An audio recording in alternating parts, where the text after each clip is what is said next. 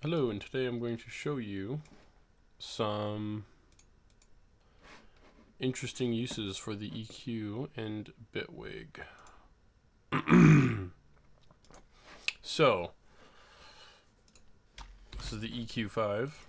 First of all, it doesn't have any kind of spectrum analysis like the Abelton EQ or FabFilter's EQ, or even, I guess, FL Studio's parametric EQs. There's no spectrum, so when you're playing a note, there's nothing coming through the filter, unfortunately, or through the spectrum. There's no spectrum to view. I do think that's going to be added, though, in future updates, maybe in, like, Bitwig 2 or something. So what's cool about this EQ, though, is there's this mode called Shift. So you can have things like a phaser. Is there a phaser in? There's gotta be a phaser. I'm not calling it the right thing.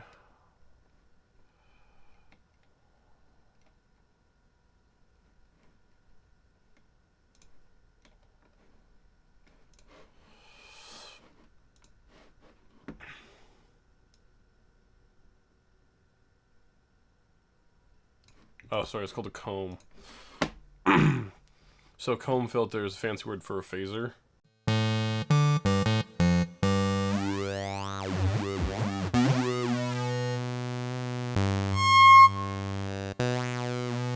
This is a positive filter in the filter in Bitwig, in the comb. The feedback, this is positive feedback, which is where if you were looking to a filter, it would basically do this sort of deal. And things like the feedback would change the Q value here, but basically it looks like this, but like it would move back and forth. If you could select all of them, they would all like slide back and forth in sync. And then the negative one, the negative feedback would be more like this. So it would be taking away from the sound, same thing like how if you have like a notch filter kind of thing. So in this sound,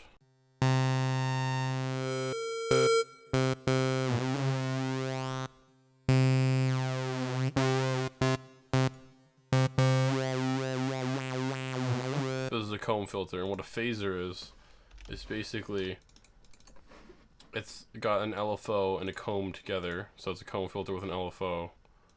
So it would be constantly changing your frequency. I think it goes there, and then I can do this. Yeah. And then just change this to beats and move it down to maybe like 1:1.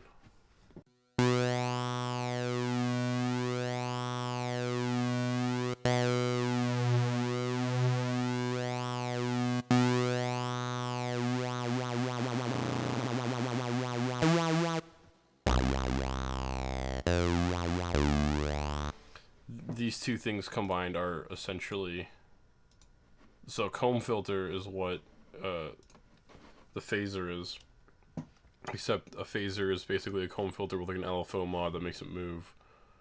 So a lot of the times when people do sounds, they won't even have the LFO part to it, they'll just have this comb filter, and then they can modulate manually with any sounds they have, like in terms of basses and stuff. So you can get this comb effect on you can actually do this with the EQ because of this cool shift option here.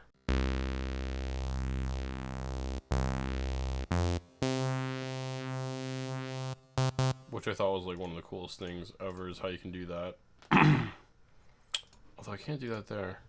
So if you had some really deep, thin like notches here, like this.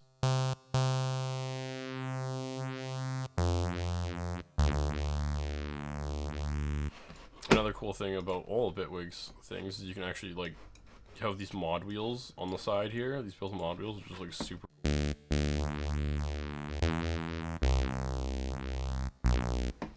But that's how you do it there, and you can make these all positive too if you wanted for many for some other purposes. That's the wrong one. You gotta be 0, and you're supposed to go up like this.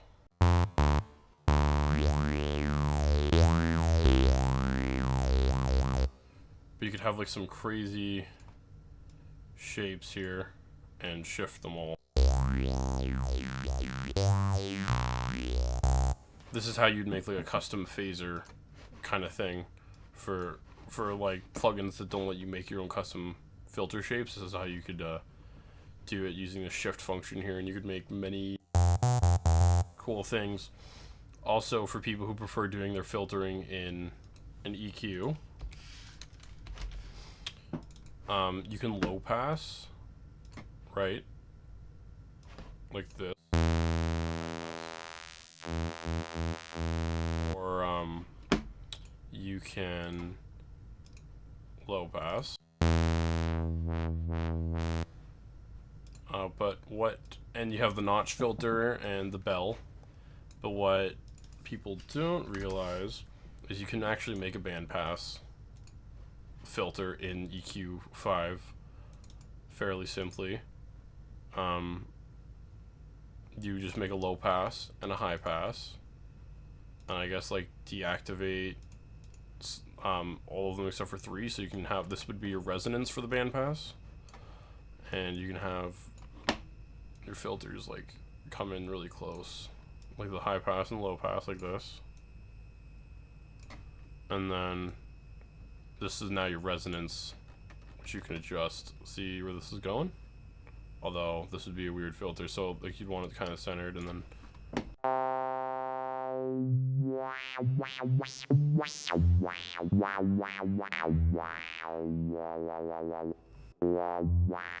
and because of Bitwig's like controls that you have here, you could go and actually make the resonance and everything all controllable. So you could make like a resonance attachment that will lower the gain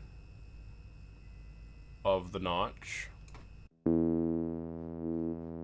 that pretty much eliminates resonance, and at the same time kind of messing with the Q value, and that's not resonance of the, so and with resonance, and then you can also have something adjust the width of your bandpass by changing the frequency values on the low pass and the high pass.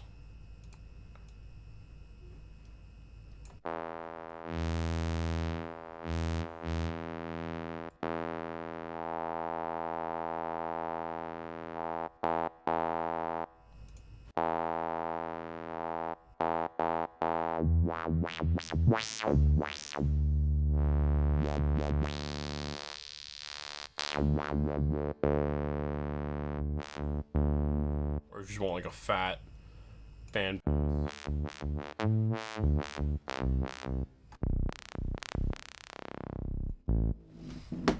So the shift knob is really, really, really nice for the EQ5. EQ2 is, you could do the same thing with EQ2 here as well in terms of bandpass, although you couldn't have the resonance. You could do your filtering with this if you want. However, what I like to do is use the actual filter mod here. So what you can do is you can just make sure it's at 0 decibels because it likes to turn it down for some reason. So what this will actually do is when the cutoff's all the way at the maximum, it will turn off it'll turn off the thing.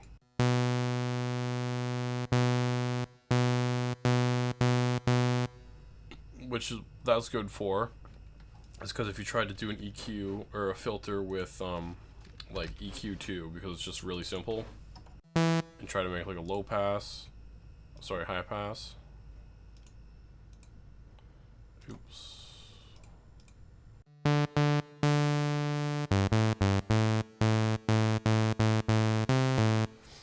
Oh, I guess. But I used to notice before when I was up at 20 kilohertz, it was cutting the sound at 20 kilohertz still, when the sounds can go much higher. So then I was encountering problems where I was using a lot of high frequencies. But whereas if you were to turn this EQ up to 20, it's still cutting at 20. So to stop it from cutting at 20, you'd also have to turn it off. So any kind of automation for that would, like if say you wanted it on for a bar, and then you wanted to turn off because your filter is going to just apply for that part because you want to low pass into something. I don't know why this is going so slow. So like this. So basically when it gets here, it will turn off, and then that will stop it from cutting any of those high frequencies afterwards. Whereas with just the filter, you don't have to have this device on-off part because it will just do it automatically when the knob gets to the maximum. And what am I doing? Yes, that's some good uses of the filter there, the EQ. You can do lots of cool things with it. The EQ DJ is like literally like the multiband dynamics.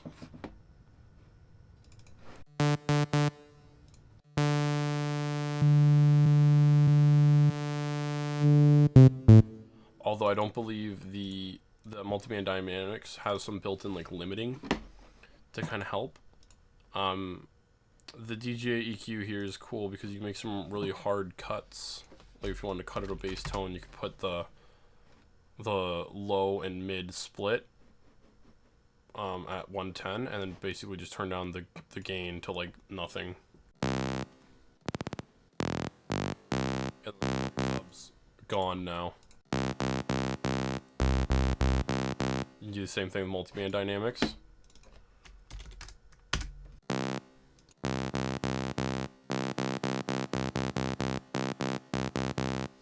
Basically, that replaces the EQ5's low cut that you could put at 110 because it's a bit sharper. That's all. Where this one doesn't, because this slope here wouldn't be like a 4 slope; it would be like 8 or something. So yeah, that's what that's used for. Yeah.